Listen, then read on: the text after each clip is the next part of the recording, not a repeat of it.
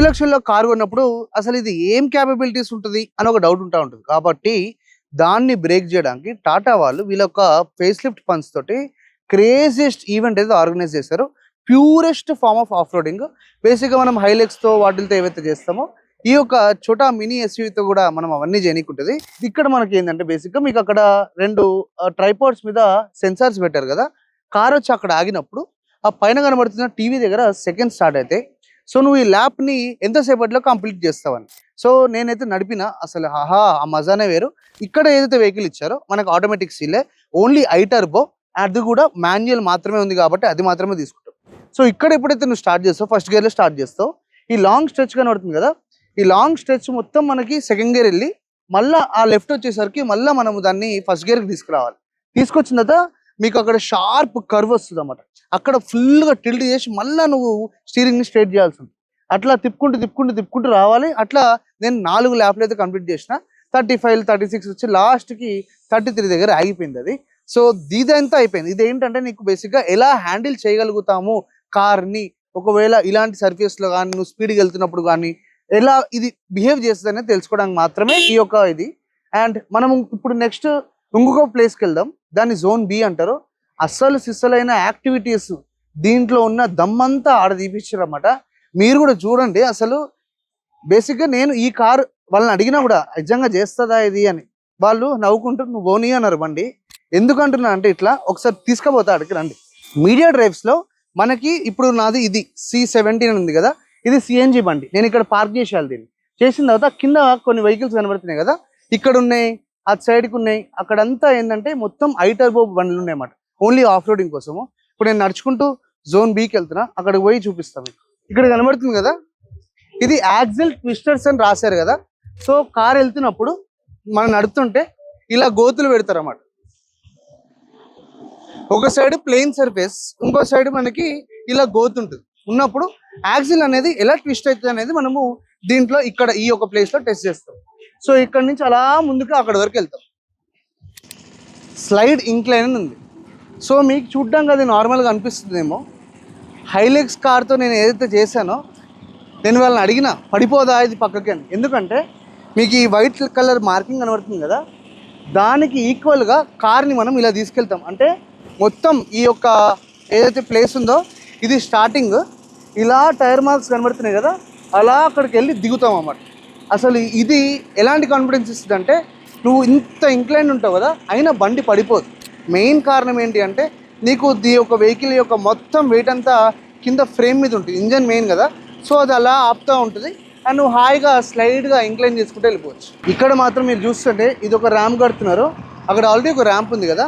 So బేసిక్గా ఏం చేస్తారంటే మనకి ఇయర్ అంటది, ఇన్స్ట్రక్టర్స్ మాత్రమే స్పీడ్గా వచ్చి హ్యారియర్ ఈవీతో చేస్తారు కదా, ఇలా పోయి మధ్యలో ఏమి ఉండదు, మళ్ళీ దాని మీద జంప్ చేసి కార్ వచ్చేస్తుంది.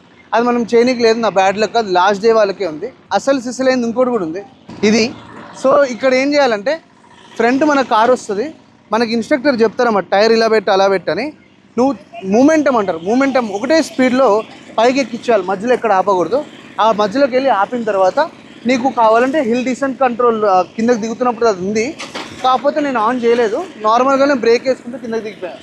అసలు అది ఎట్లుంటుంది అంటే నువ్వు ఇట్లా ఎక్కుతుంటావు డైరెక్ట్ ఆకాశం కనబడుతుంది, మళ్ళీ స్టడీగా వస్తావు, దిగుతున్నప్పుడు అలా దిగిపోయి ఆ ముందు ఇంకోటి కనబడుతుంది కదా. ఇది నేను ట్రై చేసిన వెహికల్ని ఏం చేయాలంటే బేసిక్గా కరెక్ట్గా మధ్యలోకి తీసుకురావాలన్నమాట. తీసుకొచ్చినప్పుడు ఇలా స్టేబుల్గా ఉంటుంది. నేను గుడిపేసిన దాన్ని. సో ఈ ఏదైతే ర్యాంప్ కనబడుతుందో అవతలకు ఒత్తుకొని నేనైతే కారు బయటికి తెచ్చేసాను. ఇక్కడ మనం ఏదైతే ప్లేస్ ఉందామో ఇది జోన్ 3. సో ఇక్కడ మనకి వాటర్ వేడింగ్ డెప్త్ 400 mm అని ఉంది. అంటే చాలా సింపుల్గా చెప్పాలంటే మన 30 cm స్కేల్ కంటే ఇంకో 10 cm ఎక్కువ. ఇలా ర్యాంప్ ఎక్కుతాం, కింద వాటర్ బాడీ ఉంటుంది. సో వాటర్లోకి జామ్ అని వెళ్ళొద్దు, మెల్లగా వెళ్ళాలి. కాకపోతే మూమెంటం అంటే ఎగ్జాక్ట్గా certain amount of speed maintain చేసి వాటర్ నుంచి బయటికి తీసుకొచ్చేయాలన్నమాట. సో ఇది ఆ ఒక water wading testing area. Water wading అంటే బేసిక్గా మనకి రెగ్యులర్గా గవర్నమెంట్ ప్లాన్ చేసిన రోడ్ల ప్రకారం మనకి వాటర్ అంతా బ్లాక్ అయిపోతుంది కదా రోడ్ల మీద, బండి వెళ్తుందా లేదా అని డౌట్ ఉంటుంది. ఒకవేళ ఈ వరకు వెహికల్ని అయితే మనం ఉంచవచ్చు 400 mm వరకు. వెనక నీకు ఏదైతే కనబడుతుందో సెటప్ అది వేరే, ఇది వేరే. ఇది ఏంటి అంటే స్టెప్స్ ఉంటాయి అన్నమాట, మధ్యలో మాత్రమే మనకి ప్లెయిన్ సర్ఫేస్ పెడతారు. సో స్టెప్స్ మీద మన యొక్క సస్పెన్షన్ ఎలా ఉంది అండ్ ఆ టైంలో కూడా బేసిక్గా స్టెప్స్ అంటేనే పెద్ద ఇంపాక్ట్ కార్కి, ఎందుకంటే ఎవ్రీ స్టెప్ ఎక్కాలి కదా. సో వెహికల్ ఎలా ఎక్కుతుంది, మూమెంటం చాలా ఇంపార్టెంట్ ఇక్కడ కూడా. వన్స్ ఎక్కించిన తర్వాత మెల్లగా దింపేయాలి. ఈ మొత్తం ఈవెంట్లో సాయిరామ్ సాయిరామ్ అనే మూమెంట్ ఏమైనా ఉంది అంటే ఆ మూమెంట్ ఈ మూమెంటే. కారుని తీసుకొచ్చి అలా ఎక్కుతాం పైకి, అలా పైన ఎక్కుతామా, అక్కడ మీకు ఏదైతే టర్నింగ్ కనబడుతుందో బేసిక్గా చూడ్డానికి క్యూట్గా కనబడుతుంది కెమెరాలో. అది క్యూట్ కెమెరా, ఇది క్యూట్ ఇదే కాదు. 90 degreesలో వెహికల్ని స్లైడ్ చేసి బేసిక్గా బ్రేక్ వేసేసాను నువ్వు, అదే ఆటోమేటిక్గా స్లైడ్ అయిపోతూ ఉంటుంది. అవ్వంగానే నువ్వు ఇక్కడి నుంచి వెహికల్ ఇక్కడ దింపాలి. దగ్గరికి రండి, మీకు అర్థమవుతుంది. అర్థమైందా? ఒకసారి రండి ఇక్కడికి. ఇలా లో యాంగిల్లో పెట్టి చూపిస్తాను మీకు. ఈ రేంజ్ స్లోప్ ఉంటుంది అన్నమాట. నువ్వు ఎప్పుడైతే అక్కడ రైట్ టర్నింగ్ ఇచ్చి వస్తావో, ఇక్కడ కార్నర్కి వెహికల్ని పెట్టి లెఫ్ట్ టర్నింగ్ ఇస్తే అదే స్లైడ్ అయ్యకుంటూ మెల్లగా కిందకు వస్తుంది. అప్పుడు మనకి హెల్త్ ఇన్సూరెన్స్ వాళ్ళు హ్యాపీగా ఫీల్ అవుతూ ఉంటారు. సో ఇలాంటివి చేసేటప్పుడు ఇన్స్ట్రక్టర్ మాట ఖచ్చితంగా వినాలి, ఎందుకంటే వాళ్ళు ఆల్రెడీ ఇక్కడ ట్రైన్ అయి ఉంటారు కాబట్టి. వేరే కంట్రీస్లో ఇలాంటి రాక్ బెడ్స్ కావాలంటే బాగా దూరాలు పోతారు. మనకు అదృష్టం చాలా ఎక్కువ కాబట్టి మన గల్లీలోనో ఎన్నోళ్ళనో దొరుకుతూ ఉంటుంది. సో ఇక్కడ ఏంటంటే నీకు ఎటువంటి ఆ సిచ్యుయేషన్ వచ్చినా కూడా వెహికల్ ఎట్లా పర్ఫామ్ చేస్తుంది అనేది, రియాక్ట్ అవుతుంది అనేది తెలుసుకోవచ్చు.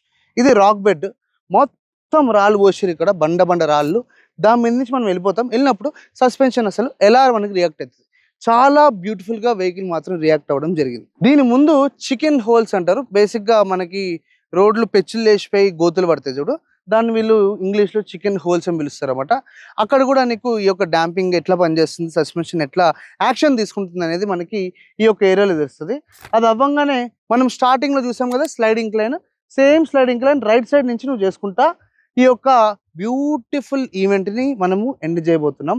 ఎండ్ ఆఫ్ ది డే నాకు ఈ యొక్క వెహికల్ ఏదైతే నడిపినో వేరే లెవెల్ కాన్ఫిడెన్స్ ఎలా వచ్చిందంటే, ఇన్ని ఆబ్స్టకల్స్లో దీనికి ఎటువంటి ఇది కాలేదు. అండ్ యాజ్ ఎ డ్రైవర్ నేను నడుపుతున్నప్పుడు కూడా మంచి హెవీ కాన్ఫిడెన్స్ ఉంది.